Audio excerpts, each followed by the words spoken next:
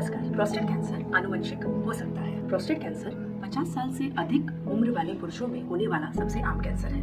9 में से 1 पुरुष को प्रोस्टेट कैंसर हो सकता है। अराउंड 3 लाख पुरुषों की इसके कारण हर साल मृत्यु हो जाती है। प्रोस्टेट एक ग्रंथि है जो कि पेशाब की थैली के नीचे पेशाब की पाइप के आसपास एक रिंग बनाता है। इसकी कोशिकाओं की अनियमित वृद्धि को प्रोस्टेट कैंसर कहते हैं। इसके होने के कई कारण हैं। इंक्रीजिंग एज यानी कि बढ़ती हुई उम्र, अनहेल्दी लाइफस्टाइल यानी कि मोटापा, और अनहेल्दी यानी कि जंक फूड, और जेनेटिक मेकअप। जेनेटिक मेकअप का अर्थ है परिवार में कुछ जेनेटिक म्यूटेशंस होना जिनके कारण प्रोस्टेट कैंसर का रिस्क बढ़ जाता है। अगर किसी के परिवार में ब्रेस्ट, ओवरी या फिर प्रोस्टेट कैंसर की हिस्ट्री है तो उन्हें जेनेटिक काउंसलिंग करना चाहिए। जेनेटिक काउंसलिंग के बाद उन्हें BRCA1, BRCA2 जैसे कुछ जेनेटिक टेस्ट एडवाइस किए जाएंगे। इन टेस्ट के अनुसार ये आइडिया लगेगा कि प्रोस्टेट कैंसर होने का रिस्क कितना है। उसके अनुसार ही आगे के कुछ टेस्ट और ट्रीटमेंट एडवाइस की जाती है। टाइमली अगर डायग्नोसिस हो जाए तो प्रोस्टेट कैंसर का क्योर अच्छे से संभव है। नमस्कार। Prostate cancer screening and symptom. Screening का अर्थ है बीमारी के लक्षण आने से पहले ही उसको पकड़ लेना। प्रोस्टेट कैंसर में इसका काफी महत्व है। प्रोस्टेट ग्लैंड एक ग्रंथि है जो कि पेशाब की पाइप के आसपास पाई जाती है। प्रोस्टेट कैंसर की गांठ इसके बाहरी हिस्से से शुरू होती है और धीरे धीरे बढ़कर पेशाब की पाइप पर दबाव डालती है, जिसके कारण लक्षण महसूस होते हैं। स्क्रीनिंग के द्वारा हम इस गांठ का पता बढ़ने से पहले ही लगा सकते हैं। इसके लिए एक सिंपल ब्लड टेस्ट यानी कि PSA टेस्ट किया जाता है, जो कि 50 साल से अधिक वर्ष के पुरुषों को हर दूसरे साल कराना चाहिए। प्रोस्टेट कैंसर के लक्षण। जब प्रोस्टेट कैंसर प्रोस्टेट में ही सीमित रहता है तो उसके लक्षण पेशाब से रिलेटेड रहते हैं, यानी कि बार बार पेशाब करने की जरूरत पड़ना, पेशाब शुरू करने में तकलीफ होना, पेशाब की धार का पतला हो जाना, पेशाब करने के बाद लगना कि जैसे पेशाब पूरा नहीं हुआ है। इसके अलावा पेशाब में खून आना, पेशाब में जलन होना भी प्रोस्टेट कैंसर के सिम्टम्स हो सकते हैं। जब प्रोस्टेट कैंसर फैल जाता है उसे 4th स्टेज कहा जाता है। जिन जिन अंगों में ये कैंसर फैला है उसके हिसाब से लक्षण महसूस किए जाते हैं, जैसे कि वेट लॉस होना, भूख ना लगना, कमजोरी आना, हड्डियों में दर्द होना, कमर में दर्द होना। ये सब सिम्टम्स होने पर जांच करानी चाहिए और ट्रीटमेंट करना चाहिए। सही समय पर जांच करा के ट्रीटमेंट करने से प्रोस्टेट कैंसर को ट्रीट किया जा सकता है। प्रोस्टेट कैंसर के लिए जांचें तब की जाती है जब PSA 4 से ज्यादा हो या मरीज को पेशाब में कुछ लक्षण हो।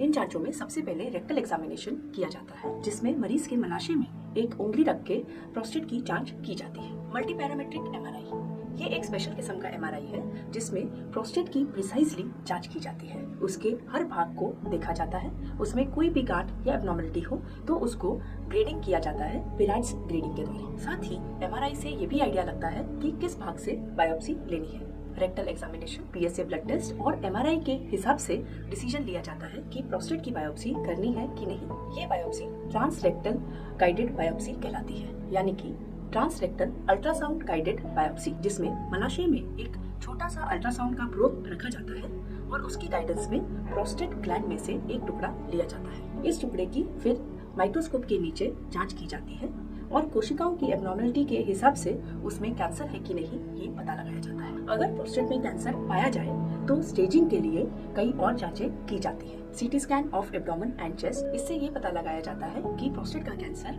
छाती और पेट के अन्य अंगों में फैला है कि नहीं। बोन स्कैन में हड्डियों की जांच की जाती है। अगर हड्डियों में कैंसर फैल गया है तो बोन स्कैन में ये हॉटस्पॉट्स जैसे नजर आते हैं। PSA में पेट स्कैन एक नवीनतम पेट स्कैन है जिसमें एक स्पेशल पदार्थ दिया जाता है जो कि उन अंगों में चला जाता है जहाँ पे प्रोस्टेट कैंसर फैल चुका है। फिर स्कैन द्वारा पूरे शरीर की जांच की जाती है और ये पता लगाया जाता है कि प्रोस्टेट कैंसर प्रोस्टेट में ही सीमित है या फिर बाकी अंगों में फैल गया है। इस हिसाब से प्रोस्टेट कैंसर की सही समय पर सही जांच करके उसका इलाज किया जाता है।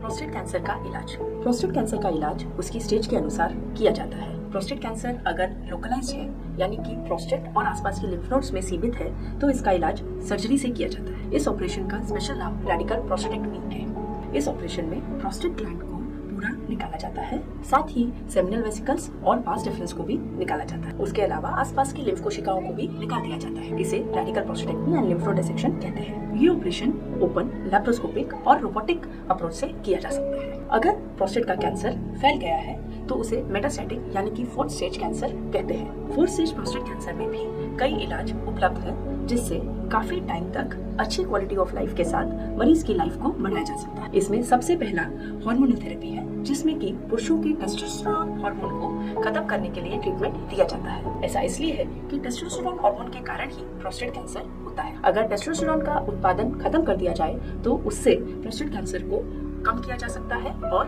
रोका जा सकता है। इसे करने के लिए इंजेक्शन थेरेपी या फिर ऑपरेशन उपलब्ध है। ये इंजेक्शन हर 3 महीने दिए जाते हैं। ऑपरेशन में गोलियां निकाल दी जाती हैं, जिससे टेस्टोस्टेरोन बनना खत्म हो जाता है। अन्य ट्रीटमेंट में दूसरी ओरल ट्रीटमेंट अवेलेबल है, जिसमें एबिरेट्रॉन और एंजालुटामाइड शामिल है। ये ट्रीटमेंट से मरीज में प्रोस्टेट कैंसर को काफी टाइम तक कंट्रोल किया जा सकता है। प्रोस्टेट कैंसर की कीमोथेरेपी में डोसेटेक्सन और कैपेसिटेक्सन शामिल है, जिससे इसमें प्रोस्टेट कैंसर को रोकने में मदद मिलती है। लेटेस्ट डेवलपमेंट है ओलापेरिब, यानी कि ऐसी थेरेपी जिससे कि प्रोस्टेट कैंसर को रोका जा सकता है। ये ट्रीटमेंट जेनेटिक टेस्टिंग के बाद दी जाती है। साथ ही बोन स्ट्रेंथनिंग एजेंट्स दिए जाते हैं, क्योंकि 4th स्टेज प्रोस्टेट कैंसर ज्यादातर हड्डियों में फैल जाता है। इसीलिए हड्डियों को स्ट्रॉन्ग करने के लिए जोलिडानिक एसिड या डिनोसुमैब दिया जाता है। नमस्कार। रोबोटिक रेडिकल प्रोस्टेटेक्टमी ये ऑपरेशन लोकलाइज्ड या लोको रीजनल प्रोस्टेट कैंसर में किया जाता है। ये ऑपरेशन कुछ छेदों के माध्यम से किया जाता है, यानी कि इसे की होल सर्जरी कहा जा सकता है। क्योंकि छेद छोटे रहते हैं, पेशेंट को दर्द कम होता है। हॉस्पिटल में रुकने का समय कम हो जाता है, क्योंकि आते जल्दी काम करना शुरू कर देते हैं। Early return to normal activity, यानी कि मरीज जल्द ही अपने काम पर लौट पाते हैं। इसके अलावा रोबोटिक सर्जरी का विजन, जो कि 10 टाइम्स मैग्नीफाइड, हाई डेफिनेशन और 3D रहता है, उससे भी ऑपरेशन में कई फायदे मिलते हैं। ब्लड वेसल्स, यानी कि खून की वाहिकाएं ज्यादा अच्छे से दिखाई पड़ती है, उनका कंट्रोल किया जा सकता है। ब्लड लॉस कम होता है और ब्लड चढ़ाने की जरूरत नहीं रहती है। बेटर नर्व प्रिजर्वेशन, जिसमें कि नसें को आराम से देखा जा सकता है और उन्हें बचाया जा सकता है। ऐसे करने पे सेक्सुअल डिसफंक्शन और इनकॉन्टिनेंस जैसी प्रॉब्लम्स कम हो जाती है। रोबोटिक सर्जरी के फ्लेक्सिबल इंस्ट्रूमेंट्स इस ऑपरेशन को ज्यादा प्रिसाइज और एक्यूरेट बनाते हैं। कैंसर का जटिल ऑपरेशन भी ज्यादा सटीकता से किया जा सकता है। बाकी नर्व्स को ज्यादा अच्छे से बचाया जा सकता है, स्फिंक्टर को बचाया जा सकता है। ऐसा करने पर पेशेंट का डायपर टाइम कम हो जाता है, पेशाब का कंट्रोल जल्दी लौट आता है। गहराई में जाकर पेशाब की थैली को पेशाब की नली से जोड़ना पड़ता है। ऐसा करने में रोबोटिक सर्जरी काफी हेल्प करती है। इस कारण कैथेटर टाइम, यानी कि नली को रखने का टाइम भी कम हो जाता है। कुल मिलाकर रोबोटिक रेडिकल प्रोस्टेटेक्टमी को लोकलाइज और लोको रीजनल प्रोस्टेट कैंसर में गोल्ड स्टैंडर्ड ट्रीटमेंट